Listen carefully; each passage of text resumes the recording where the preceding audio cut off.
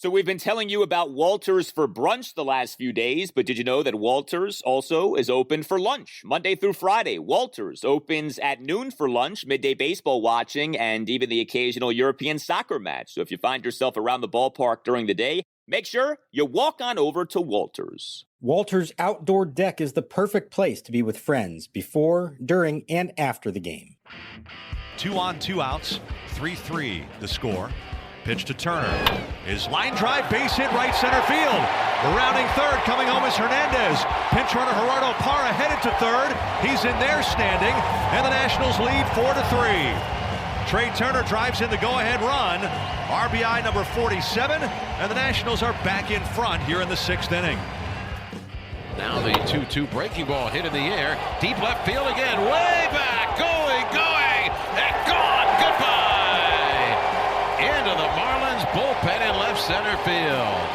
Bang! Zoom goes Josh Bell with a pinch hit home run. And welcome to Nats Chat for Wednesday, July 21st, 2021, along with Nationals insider Mark Zuckerman of MASNsports.com. I'm Al Galdi, host of the Al Galdi podcast. Well, for the first time, and it felt like a long time, we had normalcy at Nationals Park. A normal baseball game, not the baseball pornography to which we had become accustomed. 24-8, 18-1. No, 6-3 was the final on Tuesday night. The Nationals won on Tuesday night. Nats now have won 3 consecutive games to get to 45 and 49 on the season. The secret weapon was back in full effect. Daniel Hudson and Brad Hand were back in full effect. The Nationals' key batsmen were in full effect. Juan Soto, Trey Turner, Josh Bell, Ryan Zimmerman. All seemed well, all seemed normal, Mark, at Nationals Park on Tuesday night. We haven't been able to say that much lately. Yeah, I mean, it was still an eventful news day for those of us who cover the team because we got the GM finally for the first time in 3 months. We talked to Mike Rizzo this afternoon before the game, and I know we're going to get to all that. So there was some stuff there, and there was a little bit of a scare late in the game when Alcides Escobar got hit by a pitch. We'll get to that also, but it's good news. He doesn't appear to be seriously injured, so that was good. But as far as the game itself, yeah, that was a nice, crisp, clean game.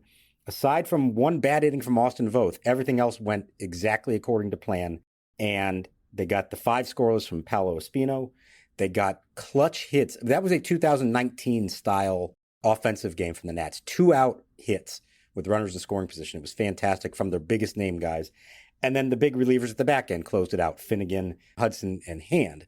And so that made for a really nice and tidy victory and just exactly what they need to do against an inferior opponent like the Marlins. Yeah, Nationals offense remains in a very good place. 6 runs, 11 hits, 4 walks, 4 of 11 with runners in scoring position. You were not facing Ross Detweiler on Tuesday night. Trevor Rogers is having a really good season, and, it's not like the Nats filleted Rogers, but they got him out of the game after 5 innings. There's a lot to like right now with the way things are going offensively for the Nats. Well, you made mention of it. Alcides Escobar getting hit by a pitch late in the game by Richard Blyer, who ended up getting ejected for reasons we're still not quite sure. I don't know if you gained any more insight into that, but that did not look nice, what happened to Alcides Escobar. I guess it was like the forearm, the wrist. What was said about his situation after the game? Yeah, it was his wrist, and they were worried. I mean, you could see he was in some serious pain and didn't even attempt to go to first base. But the good news is the x-rays were negative. And the 1-2 pitch. Inside, and Escobar is hit, and down he goes. He got hit on the arm, the right hand wrist area, and he is down in a heap around home plate. Jorge Alfaro wants them to ask to see if he swung at the pitch. It's a contusion. It's swollen up pretty good, so he's going to be day-to-day. Probably miss a couple days, I would imagine. But they don't believe there's any reason to think that he's going to be out for any length of time. And, I mean, God, right now, if they were to lose him, I can't believe we're saying this, but this team can't afford to lose Alcides Escobar. They have no other infielders to get by right now. So that would be catching a huge break, as it were, if it turns out that he is all right. But, maybe it will. And I know we're going to get to this, but maybe it'll help force the issue a little bit with Mike Rizzo to say we need some help.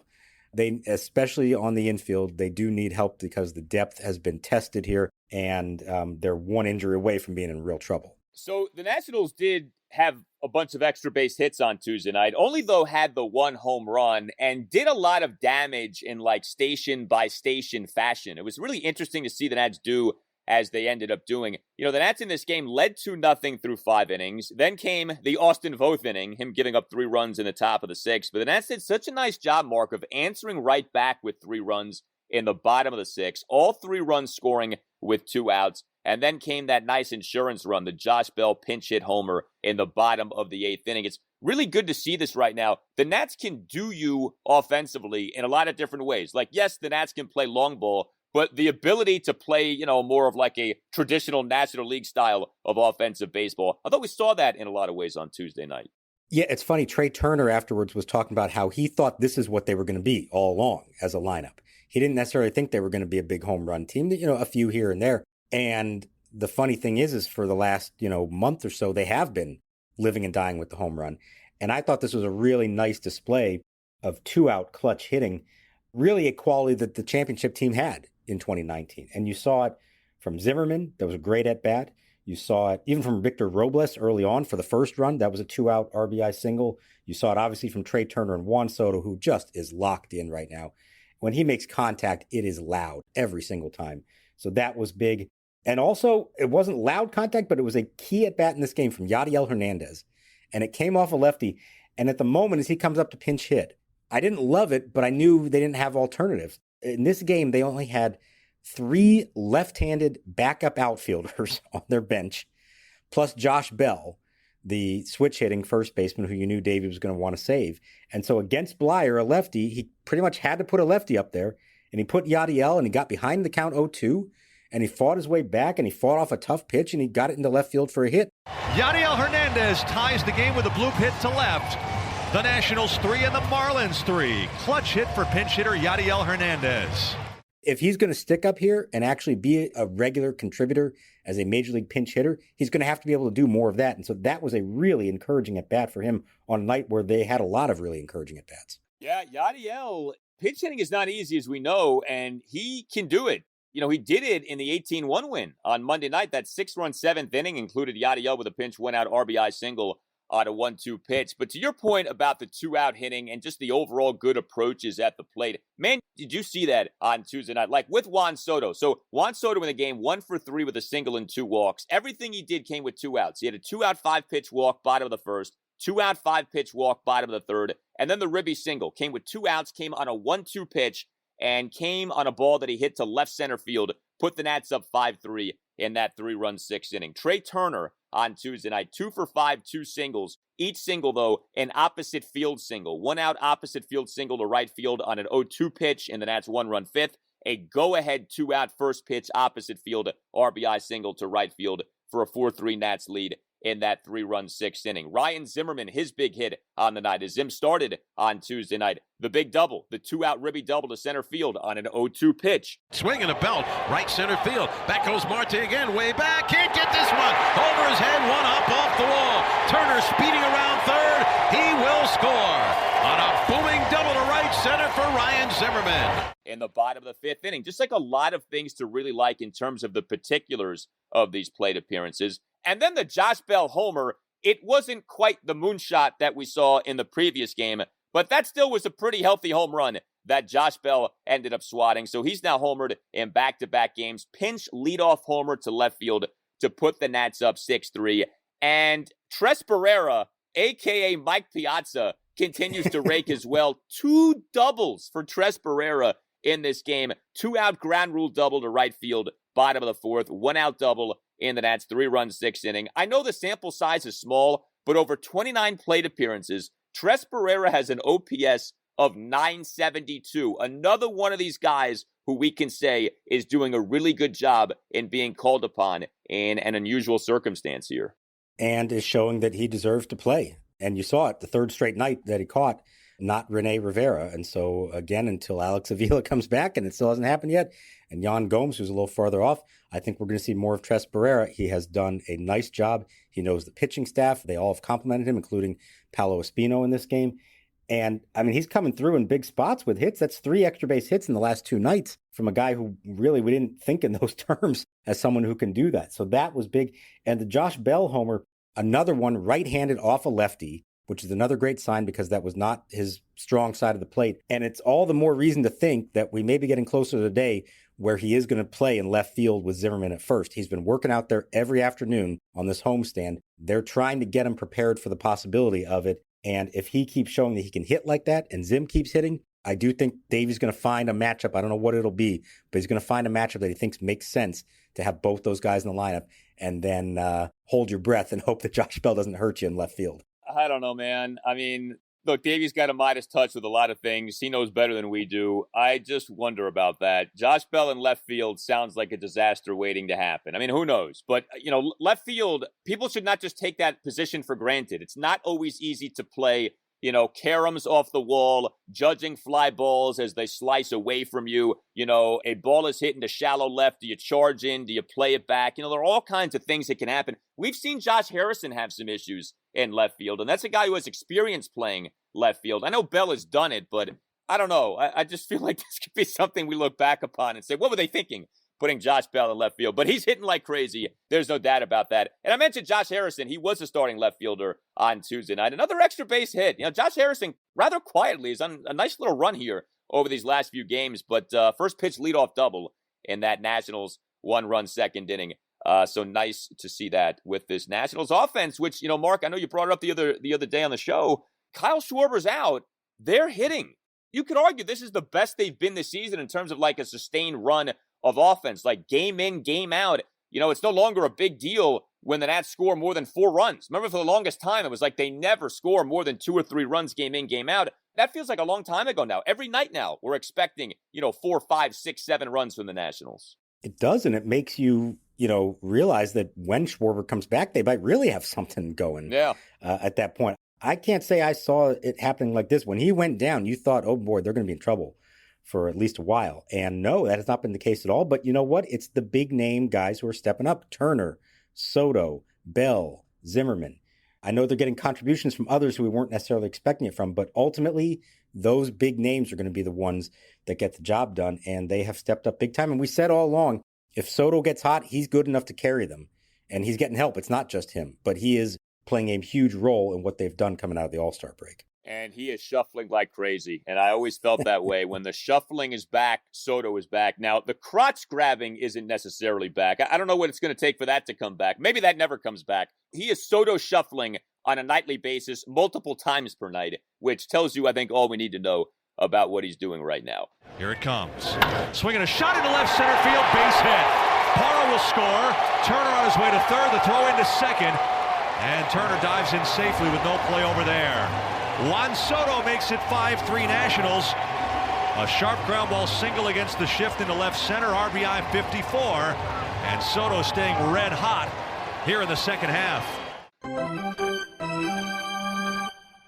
Are you a law firm partner looking for a better situation for your practice and a blockbuster contract worthy of Juan Soto? If so, you should call Mason Kalfas of Zenith Legal in Washington, D.C. He works with law firms and lawyers on finding the perfect match. No platoons, just superstars. Some lawyers switch firms because of conflicts. Some lawyers switch firms for a better platform for their practice. And some lawyers switch firms for more money. You need the Scott Boras of legal headhunters working for you, and that's Mason. Mason will work with you to find a better fit for your practice and ultimately the best deal for you and your entire team. Call him today at 202-486-3535 or check out his website, zenithlegal.com. This is an unprecedented time in the legal market, and many top firms are looking to expand. Call Mason today. Zenith Legal also works with associates and distinguishes itself on personal service. Zenith Legal doesn't just spam resumes out to law firms. Zenith Legal talks to the right people and gets your resume in front of the decision makers who matter. Whether you are a Rainmaker partner or a mid-level associate, give Mason Kalfas at Zenith Legal a call today to accelerate your career. Call today, 202-486-3535. Swing a ground ball to short, fielded by Turner. His throw on to Zimmerman in plenty of time to get a somewhat upset Miguel Rojas in the side is retired. A 1-2-3 inning. There you have it, 8 straight. 10 of the last 11 retired by Espino. On this program, on this podcast, the Nats Chat podcast, the thing we love the most about the Nationals' 6-3 win over the Marlins at Nationals Park on Tuesday night was the return of the secret weapon. The secret weapon had not been himself lately. Why? We're not quite sure. I guess even secret weapons can be off every so often, but the secret weapon was back to being a secret weapon on Tuesday night. Paolo Espino, very good in his outing. 5 scoreless innings. And it was a typical Paolo Espino outing. 3 strikeouts, but no walks. Only gives up 4 hits, a double and 3 singles. Throws a bunch of strikes, 49 strikes versus 24 balls. Now, he did put some runners on base in the early goings. That is true. It's not like he was giving you a bunch of clean innings over the first, say, 3 innings. But ultimately, scoreless frames. Paolo Espino gets back to being the guy who we saw, remember, make that great spot start outing in that win over the Mets at Nats Park back on June 28th, 5 scoreless innings in that game. Since that game, 3 appearances, 9 runs, 10 1/3 innings. Paolo Espino, the carriage had morphed back into a pumpkin, but the secret weapon was back out there and doing well on Tuesday night. And like you said, this was just sort of classic Paolo Espino. Throwing strikes, not walking anybody, making them beat you. He said he went into this and was determined to attack the strike zone, not nibble around. I think that's where he got into trouble. Remember the Dodgers game? He actually got a little spooked out by their lineup and started nibbling around the zone, didn't trust his ability just to get guys out with his stuff. And I think he sort of reminded himself, yes, I can do this. I've had some success now at this level. Now, he's facing a far different lineup in the Marlins than he was facing with the Dodgers, but that's fine. Just like John Lester on Monday night, make them beat you. Don't give them free passes. And he went out and did a great job of that. Finished strong, retired 8 in a row. And, he gets to the 5th and he's at 73 pitches. And I know a lot of fans, because I was hearing it from him on Twitter, were questioning why he came out of the game after 5. Well, look, he threw 51 pitches on Friday night in relief. So that's 3 days rest, coming back 73. He hasn't thrown more than 75 yet this season. They're going to be careful with him that he just has not been really built up like a true starter. And to be honest, I don't even think they went into this game expecting more than 5. I think Davey's ideal plan was exactly what happened. 5 from Paolo, and then give it to your relievers who were all fresh because they didn't have to pitch on Monday. Now, the wrinkle in all that was that Austin Voth coughed up the lead in a span of 3 batters in the 6th inning. Thankfully, they came back, retook the lead, and then Finnegan, Hudson, and Hand closed it out. But Paolo Espino's not a 6-7 inning pitcher, at least not right now. They are thrilled to get 5 quality innings out of him, and that is fine, and he was fine with it. That's his role on this team, and he did it to perfection in this game. Yeah, we know too much now about the third time through the order penalty to where it shouldn't be a surprise anymore when guys get yanked after, say, 5 innings. Like, yes, it would be lovely if everyone could go 8 innings, but that's just not the way a lot of guys are. And so unless you're of a special mold, once you're twice through the lineup, you start saying, okay, when's the right guy to pull this guy? And that doesn't mean that you automatically yank the guy, but you got to be thinking in those terms. I mean, we see Davey do it with a lot of different guys. So 100%, Davey made the right call on that. And the onus was on the bullpen to get the job done. 3/4 of the relievers who were utilized were terrific. I mean, Kyle Finnegan looked great, perfect top of the 7th. Daniel Hudson looked excellent, perfect top of the 8th, 2 strikeouts. And how about those strikeouts? Starling Marte and Adam Duvall on a combined 7 pitches for the last 2 outs. And then Brad Hand tossed a perfect top of the 9th. The problem, like you said, was Austin Voth. And that unraveled quickly. That was, I think, the particularly painful aspect of Voth's outing is how quickly this all went down. Nats are up 2-0 to begin the top of the 6th, and then Voth is in there, and he proceeds to allow the first 3 guys to reach base. Leadoff 7-pitch walk of Isan Diaz, despite, by the way, Diaz having it down at 1.12, then a single by Marte, and then the big blow, the 3-run homer by Duvall. Then Voth got 3 straight outs. You were like, where was that, 5 minutes ago here? But he gives up those 3 runs, and it changes the way you view the game, but the Nats, to their credit, strike right back in the bottom of that 6th inning. Yeah, it was real quick. And I know the home runs, what everyone's going to, focus on. And obviously that was the big blow. But the leadoff walk, we talked about it the other night. How many relievers are coming in and walking the very first batter? You can't do that. You have a 2-0 lead. You're taking over. You're facing a weak hitting number 2 hitter. Isan Diaz is not a threat. But the 2 guys behind him are Marte and Duvall. Don't let them come up with runners on base. Make Diaz beat you, and he didn't do that, and it just set a bad tone for that entire inning. And like I said, thankfully, they strung together the hits after that, and then the rest of the bullpen was good.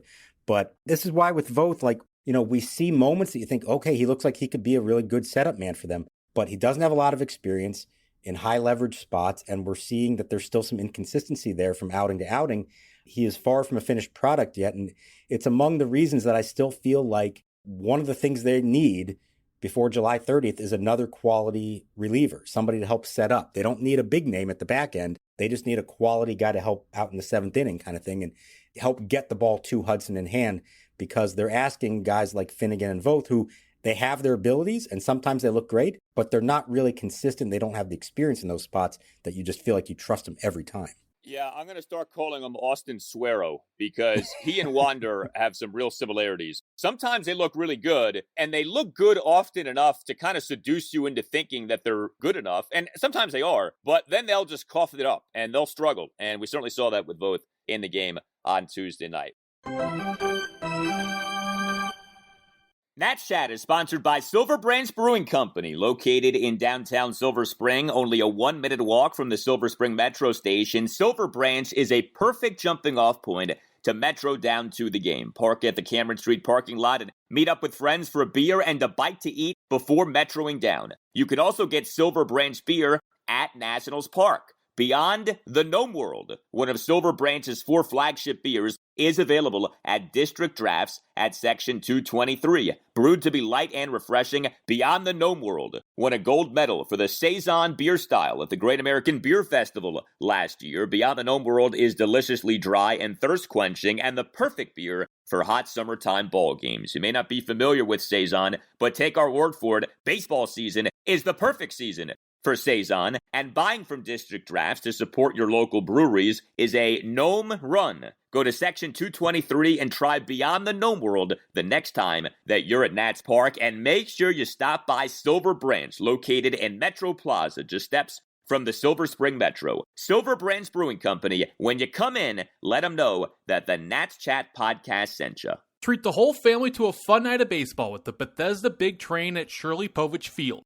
Big Train Baseball is the perfect mix of small-town charm and big league talent right here in Bethesda's Cabin John Regional Park. Visit bigtrain.org/tickets to reserve your seats for tonight's game and all other home games throughout July. We'll attack the trade deadline, like we always do. We'll be aggressive in whatever we do. This year it'll be a little bit different because of where we're at in the standings. I think we'll kind of go by a dual path. Try and maximize our place in the standings wherever that is. Whenever we make that decision. Well, you mentioned a potential move or moves by Mike Rizzo. Mike Rizzo spoke to reporters on Tuesday for the first time in a long time. You have to go back to April for the last time Mike Rizzo took questions from reporters. Now, he speaks on the radio every week, so it's not like he's been a total recluse, but it'd been a while since Mike Rizzo had spoken openly to multiple reporters in a setting the likes of which we had on display on Tuesday. It was good to hear from Mike. Mike's a smart guy. You always learn stuff listening to him. And he spoke and he touched on a number of topics. We'll get to the trade deadline momentarily, but I think the headline item from Mike Rizzo's session with you guys is what he had to say about the Starlin Castro situation. So as everyone listening knows, the Nats on Friday announcing that Castro has been placed on administrative leave by Major League Baseball under the joint MLB-MLBPA domestic violence, sexual assault, and child abuse policy. There is a domestic violence allegation against Castro. The specifics of the incident we still do not know, but Rizzo spoke on Tuesday, and he came out very forcefully against, of course, not just domestic violence, but essentially against Castro. Mike Rizzo on Tuesday sounded exactly as Davey Martinez sounded on Friday when Davey came out forcefully against domestic violence, but also did not pledge any support to Castro. Davey saying that he had nothing to say to Castro until the process was complete. Mark, I know you had some back and forth with Rizzo. He said it, I'm not planning on having Starlin Castro back on the team. Rizzo also got into how much he hated when he found out about this, how angry he was. Rizzo also got into admitting that he failed in his vetting of Castro prior to signing him as a free agent in the 2019-2020 offseason. Look, no one is going to come out and say anything with certainty. It seems to me, though, that Davey and Mike have their minds made up about not just Castro's future with the team, but also Castro's guilt here. This isn't a situation where they're like, well, let's see the process play out. They either suspect some things or they know some things, and they believe Castro is guilty of what he's been accused of. Yeah, or at minimum, they have every reason to believe that there's not going to be resolution before the season is over, which would, allow them to be able to say that they don't expect him to come back. But no, the tone of what they both said, and I think Rizzo even took it a step beyond what Davey did the other day. It was very forceful and saying that he's confident that Starlin Castro is not going to play for this team again. And like you said, admitted something that he doesn't often do, admitted that they failed in their research on him. He said they did a lot of research on him. They have people on the staff who had been with him in the past in Chicago. They obviously knew about the previous sexual assault allegation against him from 2011 that was dropped when there was not enough evidence for the police to charge him. But they knew that was on his record, and they feel like they did not do as good a job as they should have, is what Rizzo is saying. That's a pretty abrupt thing to do for a guy who was hitting really well, remember, before this all happened. For Rizzo to admit a mistake like that is pretty striking, and I think you're seeing a real organization-wide tone about how they feel about all issues pertaining to the treatment of women. And we've seen other teams across baseball, other teams across sports, not have as strong a tone as the Nationals have.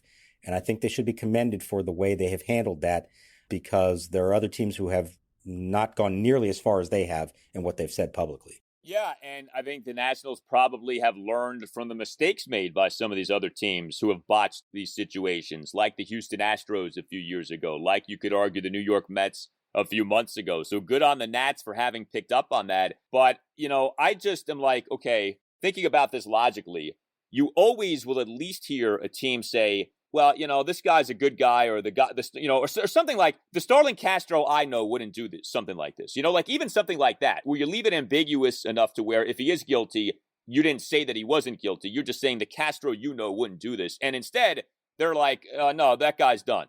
I have nothing to say to that guy. Like it really reeks of they've learned some things. They've been told some things. They have their minds made up about this, which, is really striking. Here's something else I was thinking about. So Castro has not said anything publicly since he got accused. Am I correct in saying that? I have not seen anything from him, no. Okay, so let's just think about this logically. If you got accused of something as terrible as domestic violence and you were innocent, would you not be screaming your innocence from the mountaintops? Yeah, or having someone on your behalf do it for you, right, and there has not been that, yes. Trevor Bauer got accused, and whether you think he's innocent or not, within seconds, a statement was put out from his camp saying, no. He's not guilty. This was consensual. This woman wanted him to do what he did, et cetera. Now, again, whether he's telling the truth or not, other people can figure that out. But at least Bauer, you could argue, has acted like someone who might be innocent. The silence speaks volumes in this, that Camp Castro, has said nothing about this incident. I think that's notable. Yeah, I think you're right. It's not entirely an apples-to-apples comparison, but you would think that somebody, whether it was Starlin himself, whether it was his representation, whether it was a teammate or a former teammate, somebody else in the game speaking up on his behalf. Now, maybe we'll still get to that. Maybe, everybody has said, okay, as long as this is under investigation, we're not going to comment on it. And, let's see what MLB says. Obviously, they have not completed the investigation. Like I mentioned the other day when this broke, they tend to take a long time to resolve these things. So some of the Nationals, strong statements against him may have to do with the fact that they know that this thing isn't going to be resolved before the season's over, and he's going to be a free agent anyways. So even if at some point in the offseason he's exonerated, the Nationals can say, well, they don't have to deal with it anymore, and they weren't planning to re-sign him on top of that. So that may be some of it. But I do think it's striking the way they've approached this. They don't have to do it the way they are, but they've chosen to do it the way they are, and I think there's a message behind that. Yeah, MLB has really made it a point to be better with issues like domestic violence because I think of the way some of these other things have gone down. It's almost ironic. Also on Tuesday was this first ever all-female broadcast for the Orioles. This is a thing now of MLB's trying to be better in this regard. MLB should be better in this regard. And the Nationals are perhaps leading the way, or at least acting as leaders in this movement, which is a good thing and an admirable thing. So that was the not-so-fun stuff from Mike Rizzo's session with you guys. The fun stuff, though, was Mike Rizzo, I thought, speaking fairly openly about the looming trade deadline. So MLB's trade deadline this year is going to be on July 30th as opposed to July 31st. We're done, by the way, with non-waiver deadline and waiver deadline. There's only one deadline now, which is the right way to do this. So Friday, July 30th, 4 p.m. Eastern is the trade deadline. Rizzo it kind of just was kind of dropped into his lap of, hey, how do you feel about the season? And then he himself kind of took it upon himself to start talking about the deadline, which I thought was interesting. And he multiple times talked about the Nats taking a dual path and preparing to maybe buy or maybe sell. And I have to tell you, I loved hearing that from Rizzo. I think that's 100% the way to play this. He didn't do the thing of, there's no way we won't be sellers. He did the thing of, look, we're not planning on being sellers, but we're going to kind of set up camp in both shops, and we'll kind of see where things go over the next few weeks here. I think that's exactly the way to play this if you're Rizzo. Yeah, I thought it was more forthcoming than he usually is going into a trade deadline. He's often pretty vague about what they might be doing or not doing or what they're thinking. He said, in addition to the fact that, hey, we might decide we're buyers, we might decide we're sellers, he pretty much said that they're not going to decide anything until they get down to the final day or two, and put the onus on his team now to win over the next week to force the issue and convince him and convince ownership that they should be buyers. And, he said he believes that they will. He believes in his team and thinks they're going to go on a streak here and force that issue. But he's also acknowledging that if it doesn't happen, he would be willing to look into selling. And so he's going to prepare for that possibility just in case. So, yeah, I did think it was more forthcoming than we usually heard from him. And I think it was the right things that he said. I don't think you can, even as we tape this on July 20th, I don't think we can say for certain which way the Nats should go. And I do think the next week is going to determine which way they go. They picked up a game on the Mets on Tuesday. The Mets lost. So they're 5 back as we tape this. And if they can get that to 4 or 3 by the time July 30th rolls around, that's going to put some pressure on Rizzo to try to do something. Yeah, no question. Rizzo did not dismiss trading Max Scherzer, which I thought was interesting. Again, I mean, he didn't say, hey, we're looking to trade Max, but he also didn't just completely wipe it off the table, which I thought was the right way to deal with that. And he said, and, I know people say things, so, who knows how true this is, but he said, whatever we do, we're going to do it aggressively. And I think that is totally the way to be thinking. Being sort of namby-pamby and having 1 foot in, 1 foot out is like the worst thing you can do. If you're going to buy, then they need to buy, and they need to get someone or someones who are going to really help the Nats get to, say, 90 plus wins and be a real playoff team.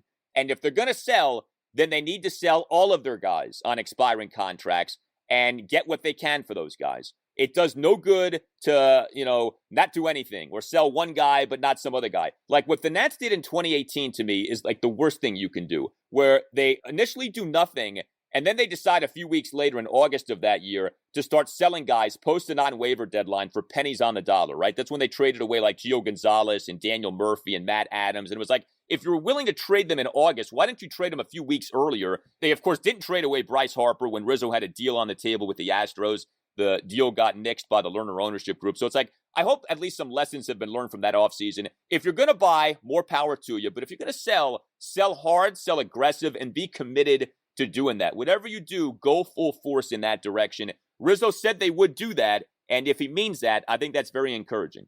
Well, let's see if he actually means it, if they follow through with it, because I do think there is a scenario, maybe not a likely scenario, but a scenario where they're still in this middle ground and they've gained a little bit, but they're still kind of on the fringes of the race, but not all the way back in, but also don't have a complete collapse over these 2 weeks. And ownership is saying, I don't know if we want to go, spend and add to payroll and start approaching the luxury tax. And Rizzo is saying, well, I don't know if I really want to trade away one of my prospects to try to get somebody who may or may not ultimately help us. Like, I don't think it's impossible to believe that they would do nothing at the deadline. I don't think that's the likeliest scenario. I think it's more likely they either buy or sell. And I honestly think the buying scenario is more likely than the selling scenario. I think they really would have to crater in the next week to find themselves in that position. And for that to happen, they'd have to be losing games to the Marlins and the Orioles and then the Phillies. So I don't know that that's, likely to happen. I would guess that some attempt at buying is the most likely scenario. But I also don't want people to think this means they're all in on Chris Bryant, that they're going to trade away any prospects they have. This may be a smaller buy than that, and it may not even be anything. Let's see where they stand on July 29th and July 30th, before we decide that. But I like what he said on Tuesday. Now let's see if they follow through with it. Yeah, by the way, with Chris Bryant, I know his name comes up all the time. Chris Bryant was a superstar his first 3 years.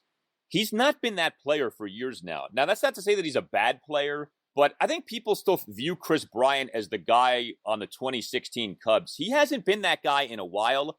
He's dealt with injury issues. There's obviously a major contractual scenario you'd have to deal with Kris Bryant.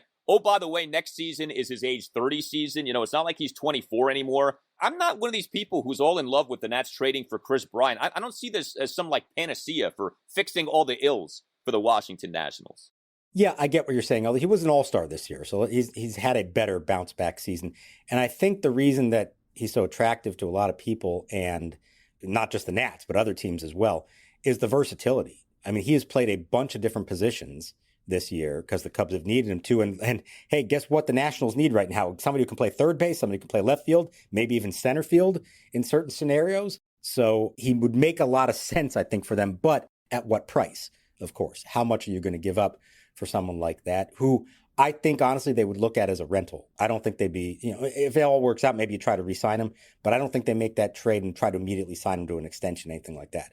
I think it would be a rental, and knowing that maybe they wouldn't give up as much for him. So I don't know where it's going to go. I still feel like it's a second tier kind of infielder, third baseman, or even second baseman, maybe another right-handed outfield bat. I think there's some bullpen help they could look for. I don't think they're going to go with the rotation because it just costs too much to do that. So this may be more of a small pieces to help fortify what they already have, and then hope that the returning injured players are really their big acquisitions that get them over the hump the rest of the season. Yeah, it'll be interesting, too, to see who they trade from the farm system, because as we've discussed, it's not a very attractive system. I mean, who are they going to get? Who are other teams lusting after in this farm system who the Nats are willing to part ways with, right? You're not trading Cade Cavalli. You're not trading Jackson Rutledge. So it's like, okay, now who? So I think that'll be interesting to follow as well. Game 3 against the Marlins at Nationals Park, Wednesday night at 7:05 as the Nats try for a 3-game sweep. Marlins are throwing another good starter, Sandy Alcantara, 20 starts this season, ERA at 3.23. The Nats are starting Eric Fedde, and Fedde needs to have a good start here. He has struggled to varying degrees in each of his 3 starts since coming off the 10-day injured list, and his last start was his ugliest start, the 24-8 loss to the Padres at Nats Park on Friday night. Fedde in that game, 6 runs in 1 1/3 innings. He threw 29 strikes versus 28 balls in the game. This has been disheartening here, and it doesn't mean that Fedde and the success that he had earlier this season was like a total mirage, but that had been such a nice aspect of this season, the rise of Eric Fedde and maybe the blossoming of Eric Fedde, and he's kind of regressed back to the pre-2021 Eric Fedde over these last 3 starts. I think it's an important one for him. He's facing, as we've seen, a weaker lineup. A lineup that, Lester and Espino just proved you can beat if you throw strikes. So that's the key in my mind. Don't start walking batters. Make them beat you. Throw it over the plate. He's in the rotation now. It's going to be a little bit until there's an open spot or till somebody else is coming back and forcing that issue. So I think it's up to him to continue to give them a chance to win. And I think it's an important start for him in that regard. But I don't know. I think he has that in him. I think that's a good matchup for him, but he's now got to go out and actually do it. The secret weapon is back. Get your t-shirt. No better time than right now. natschatpodcast.square.site. natschatpodcast.square.site. You tell us what you think when it comes to the looming MLB trade deadline. We're inside a week and a half of it. I mean, it's coming up soon. Next Friday, so not this coming Friday, but the following Friday, July 30th. What should the Nats thinking be? You tell us. Hit us up on Twitter at Nats_chat. You can email the podcast, natschatpodcast@gmail.com. All Nationals radio highlights on Nats Chat are courtesy of 106.7 The Fan. For Mark Zuckerman, I'm Al Galdi. We'll talk to you next time on the Nats Chat Podcast. Rogers, the tall lefty, delivers, and a swing and a line drive into center, a base hit. Harrison around third, being waved home. The throw by Marte on the way, and it is up the line. Meanwhile, Robles heading for second. The throw by Alfaro to second is not in time.